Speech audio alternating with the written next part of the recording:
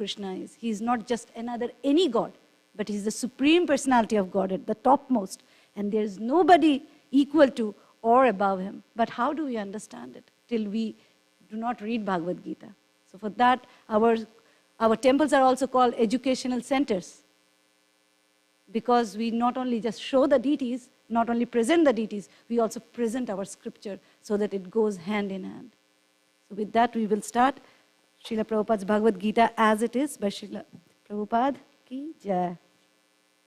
We have been reading Bhagavad Gita verse by verse every day from Monday through Saturday, and today's verse is 6.4, and I will read it. I'll read the translation. You can read the translation along with me.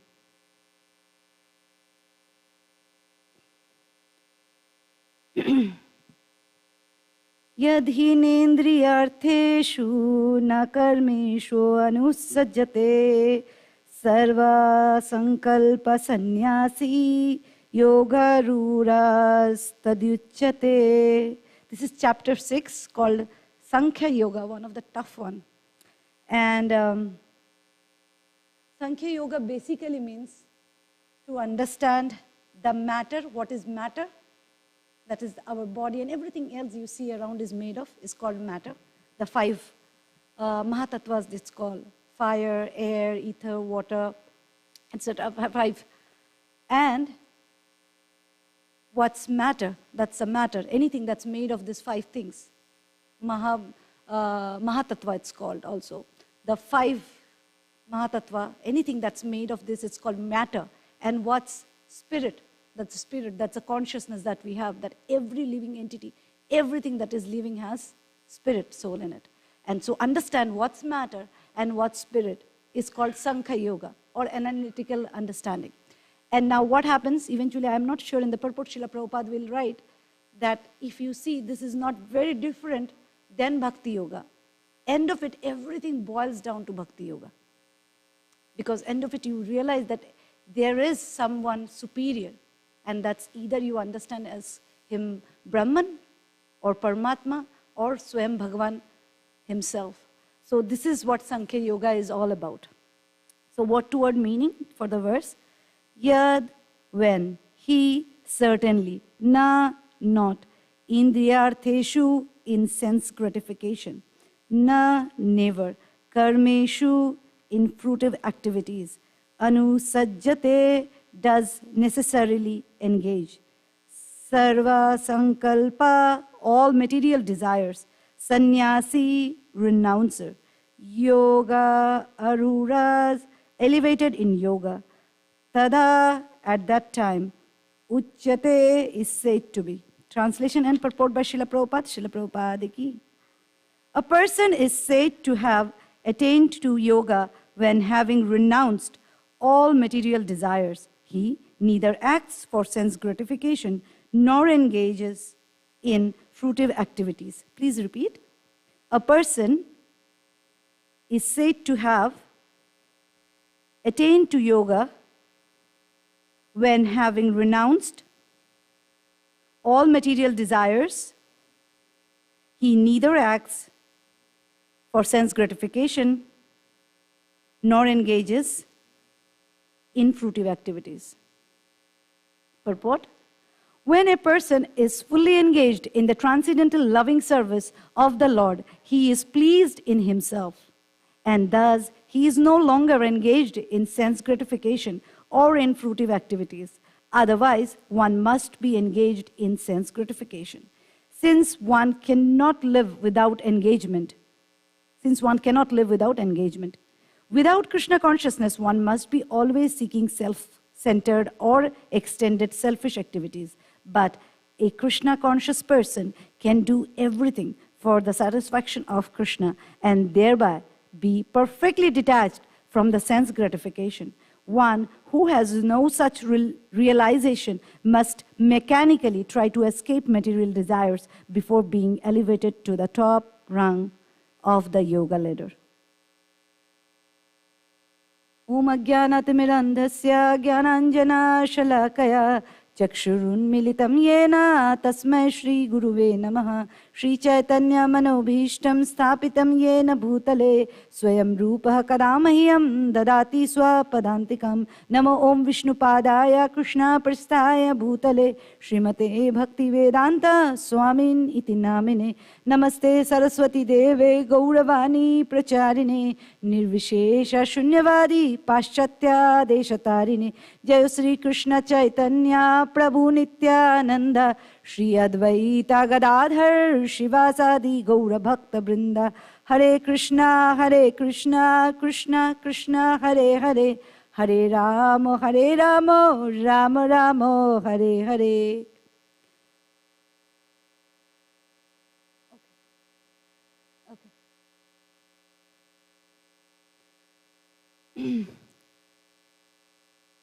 Seeking the blessing of my spiritual master, Srila Prabhupada, and all our Guru Vargas, may I speak few words for the glorification of our dear Lord Sri Krishna, for the pleasure of the Vaishnavas, and for my very own purification. Vancha kalpatarubhyascha kripa sindhuvevacha patitanam pavnevyo Vaishnavevyo namo nama.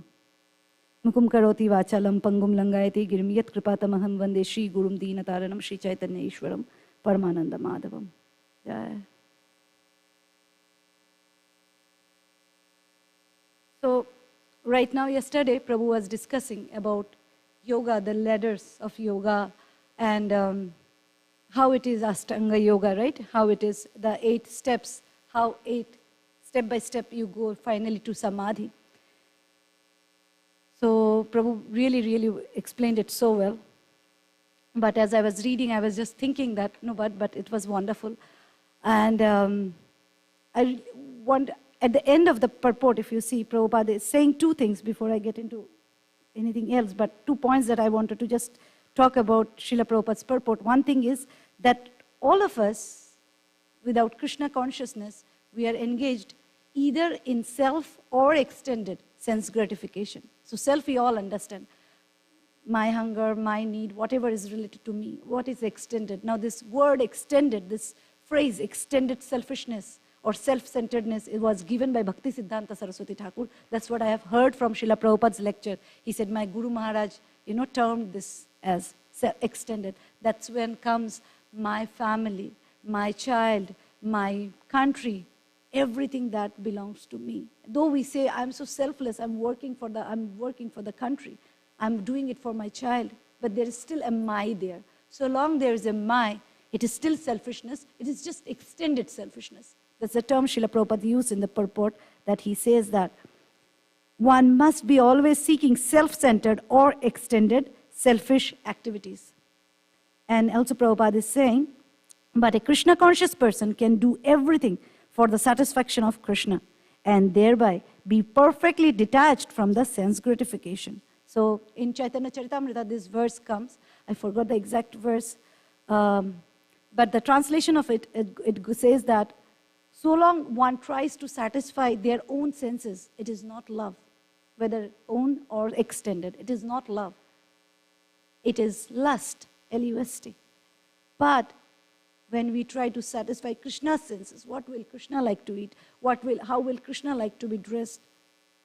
How do we glorify Krishna? Because Krishna becomes pleased. When we are thinking not from our side, but from Krishna's point of view, like for Krishna's pleasure, then it becomes love. It goes something like Atmendriya Priti Vancha Tarnam, calm, like that, when we are centered. So this is what is lust and what is love. So that's what Prabhupada writes in the purport. And then it says the last word. Prabhupada is writing that last sentence, that one who has no such realization must mechanically try to escape material desire before being elevated to the top rung of the yoga ladder. Now this is the whole discussion that we will try to center around. It's saying we have to do it artificially. This whole yoga thing. Of course, as Parmeshwar Prabhu was narrating, explaining the other day, yoga is yoga when you added Krishna in it. Otherwise, we work from day to night without thinking of Krishna. And back in India, we call it, I'm doing karma yoga. Just because we have some knowledge of some words from the scripture. We just, because it feels so good, you know. I do whatever I feel like, and then I call it karma yoga. It feels, it gives the satisfaction, you know, I'm so spiritual. But we may call it whatever, but end of the life, we're going to face the truth. So it's best that we do what our acharyas are instructing, as Prabhupada mentioned it again and again, under the instruction of, not in this particular purport, but so often, that under the instruction of a bona fide spiritual master, under the instruction of a bona fide spiritual master. Why? Because by ourselves we may term so many things, and we may do so many things, and we will say, I'm doing bhakti. And we don't understand what pleases Krishna yet at this conditioned stage. So what pleases Krishna, who knows? Our Guru knows. When he knows and he tells us, and we act accordingly, so we are much safer. And the chances of going back to Godhead and the chances of making it is much higher. So talking about yoga as like it is a chapter of Ashtanga yoga and whatnot. So, so this, when we think of, you know, Ashtanga yoga, it's, so there are a few points that, why bhakti yoga and nothing else, you know. And as I was saying in the beginning, end of it, it has to come to bhakti. So why not bhakti? But there are a few things that I wrote it down, like the difference that between yoga, let's take Ashtanga yoga, and bhakti. What's the difference? And now, I'm biased towards bhakti, of course, because I practice it. So you will always say the nice things about what you like and what you do. So that's my position. And if you have a better understanding, please go ahead and correct me. So this is how, you know, I have, whatever I have heard and little bit of understanding that I have, is if you see, it's very forceful, Ashtanga yoga. I mean, who will get excited about Ashtanga yoga? Like you have to be in a particular way to do this. But when you see bhakti, it's very organic. It's very natural. Devotional service is very, very natural. If you cannot do anything, you can eat, you can honor prasadam. Of all the things in this world, you can honor prasadam. You may say that, no, I'm not so much into bhakti. Then honor prasadam. It doesn't take much of you, and you're still doing bhakti. So it is very, very easy to do if you see devotional service. And I have heard that, you know, just because it is so simple, the chances of missing it is so easy. Right? So, next thing is, it's like, Ashtanga yoga is for a very particular crowd. And I have heard 3-4 years back on Srila Prabhupada's lecture where he was saying that some of the system of Mayabad is not for Matajis. It's just for the Prabhus. And then also it is for just who are ready to renounce. But bhakti is very inclusive. Bhakti is not exclusive, that you don't do this, you don't do this, you don't do this. It is always excluding the other processes, the yoga system. But if you see bhakti, you want to like eating prasad, honor prasad, you like singing, do kirtan, you like dancing, dance for Krishna. It is like you can do anything and everything almost so long it is bona fide for Krishna. You can dance, you can sing, you can play instrument, you can do almost everything for Krishna. But that's not how the other processes of yoga is. And then also we see, I mean, growing up, I never got attracted to spirituality because I thought it's so selfish. It's very selfish to me. It looked very selfish to me because somebody will go to the Himalaya or somebody will just sit in a posture particular, and all he's doing, he's trying to liberate himself. What is he doing for me? What is he doing for anybody? If we see so many other, the army and so many other people, they're doing it for others. But these yogis, they're just doing it for himself. That is what my understanding as a child or as a youth was. So I never got, attracted towards spiritual life, particularly spirituality, because it felt very selfish to me that they're doing it for themselves. They'll get liberated, then they will go back wherever they want to. They will merge or whatever will happen to them. It is about them and not us. But if you see devotional life, it cares about all. First thing we learn and then we are ready to teach everybody. And I was hearing this morning from a class, preaching, right? Preaching, that's what we are doing. That Preaching is like, it's like pouring from a full of jar to a cup. You go on pouring, pouring, pouring to the cup. What will happen to the cup? It will overflow, right? So this is what preaching is. We are enjoying bhakti, and now we want others to enjoy. When we, talking for myself, before Krishna consciousness, when I'll go to a restaurant and I really like the food, I'll go and tell all my friends, please eat it, please eat there, eat there. It's really, really nice. You know, you will have wonderful experience. Similarly, that's what we are doing for Krishna consciousness, that we go on telling people how wonderful it is, because we are really, really having the fun, really feels that it is the best thing you can do in your life. And because we feel it, we want others to feel the same. And that is what preaching is. It is not forced that, you know, somebody had put a gun on my head and saying, hey, go and speak about Krishna. No, it is so natural, as we have heard that it is a natural process. It is so natural that you automatically feel like you know, mother, right? She always wants to talk about her son. You talk about your child, mother is not interested to hear about your child. She wants to talk about her child, how wonderful he is or she is, how smart and what all, you know, whatever. How wonderfully he can play guitar or anything, flute, you know, whatever. You like to talk about your child. Similarly, the devotees, they want everyone to know about Krishna because he is so wonderful. The other thing is also, bhakti can be started instantly. Prabhupada said you can become Krishna conscious in a muhurta. Like right now you can become Krishna consciousness, they say. But if you think of Ashtanga yoga and any other, you know, limbs of yoga, you need preparation. You need preparation. But bhakti can be done instantly. You can right now become a devotee. Right now we all can become a devotee. We can all be surrendered to Krishna. It's all it is it's a matter of mind. It's a matter of consciousness. And you think, no, I want to surrender to Krishna. I like that kirtan so much. I like devotees so much. I want to surrender to Krishna. Then other thing I was thinking, it's very, if I think of yoga, even normal pranayam or anything, it is a chore. It feels so draining. But bhakti is so rejuvenating. It energizes you. You do the whole day service, next day you don't feel like, at least that's what I have seen most of the devotees. And a wonderful example is our Sanatan Govind Prabhu. He is every day cooking, he is doing service, and you see him again next day. And he is doing it for years. I'm very new to Krishna consciousness, but he's doing it for years. And so many of our senior devotees, our Maharajas, I have heard my Maharaj, he's doing it for 50 years.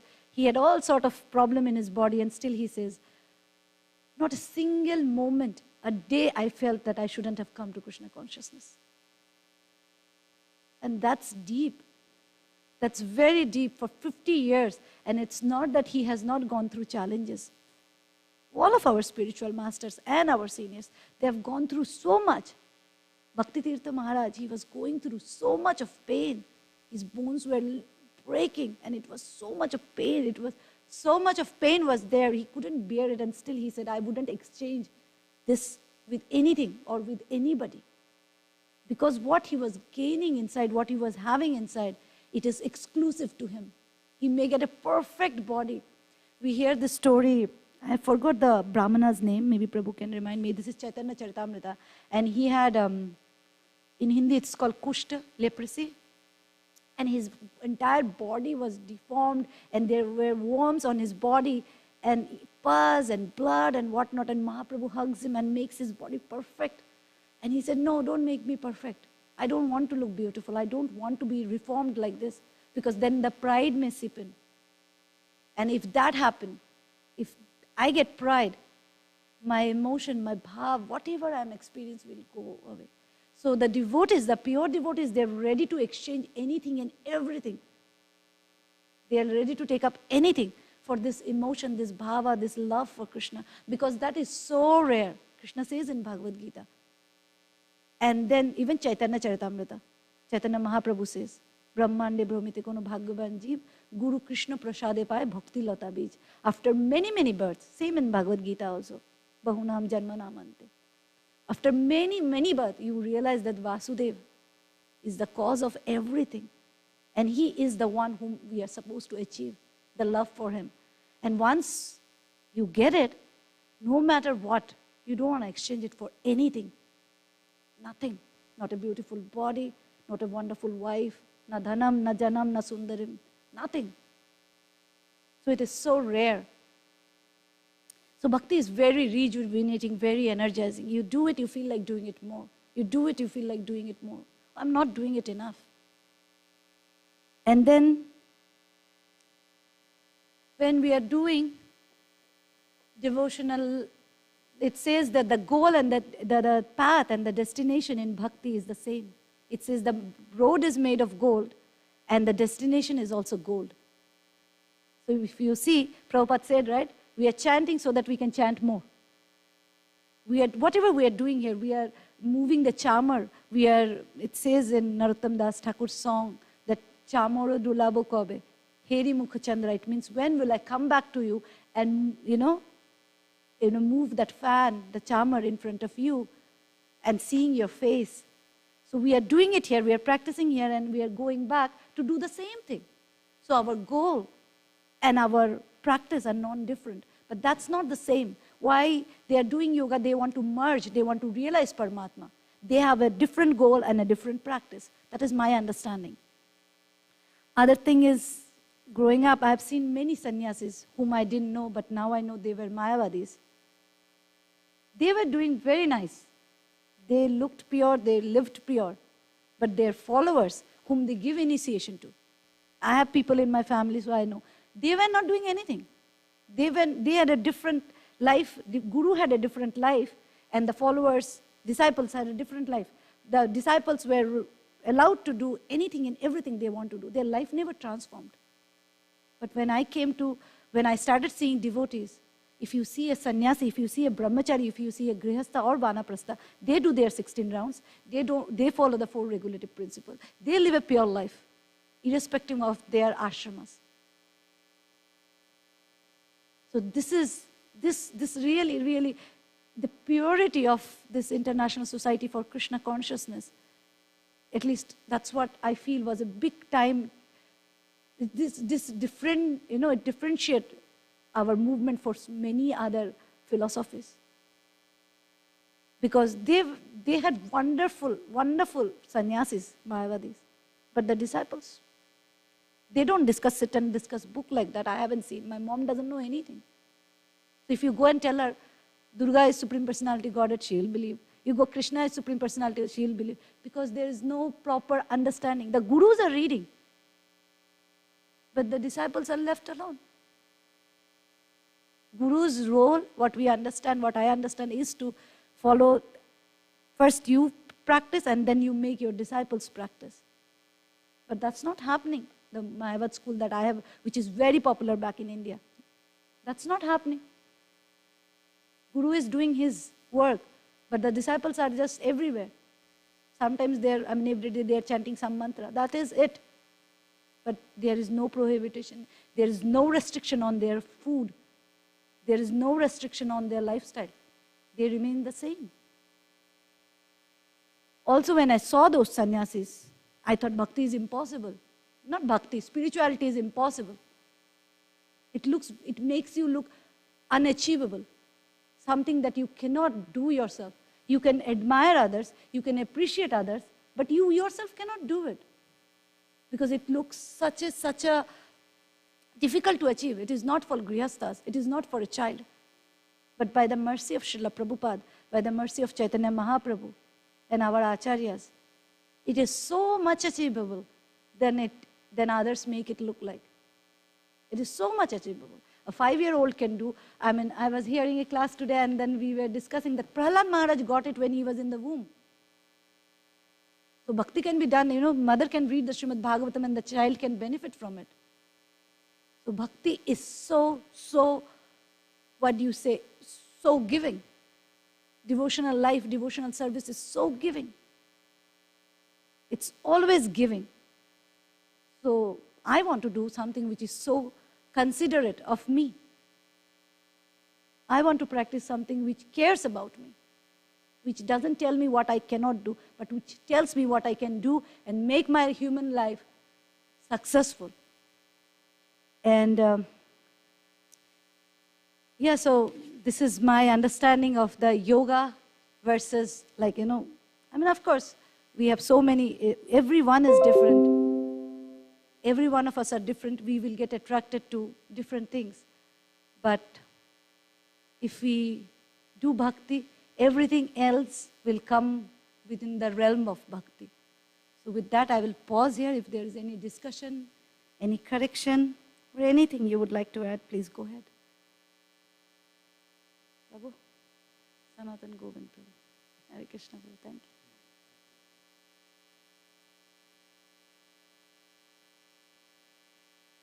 Yeah.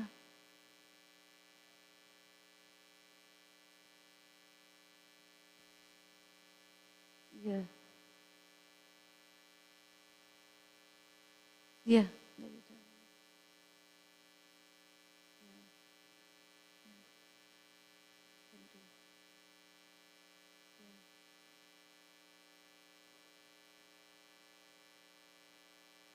Good, yes.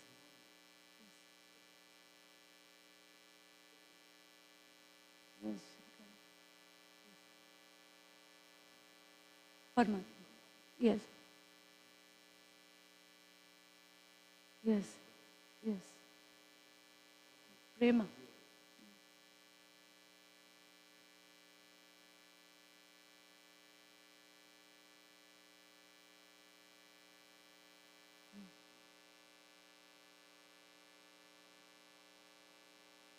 Yeah. True, true, true.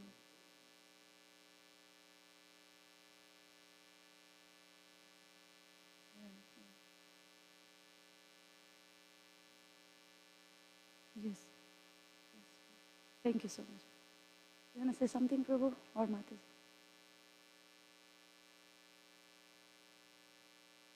Or Meshwar, Prabhu, you want to add something?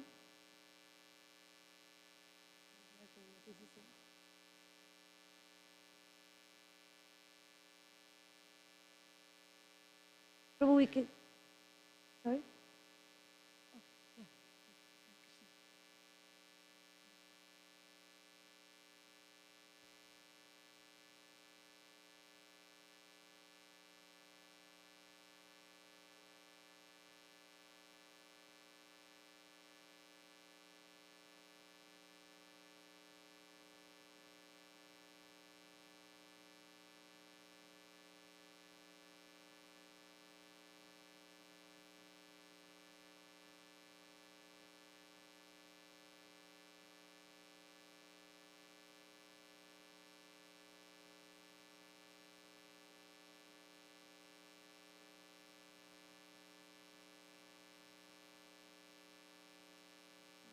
Feel satisfied.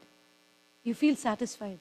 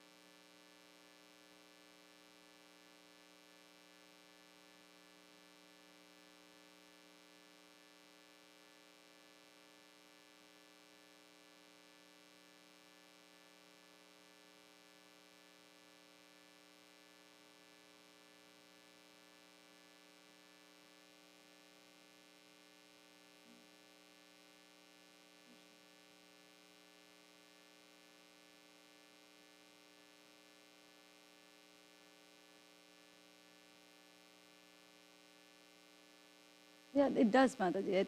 It is very satisfying. Prabhupada says, if you're hungry and when you eat, nobody has to tell you whether you're full or not, right?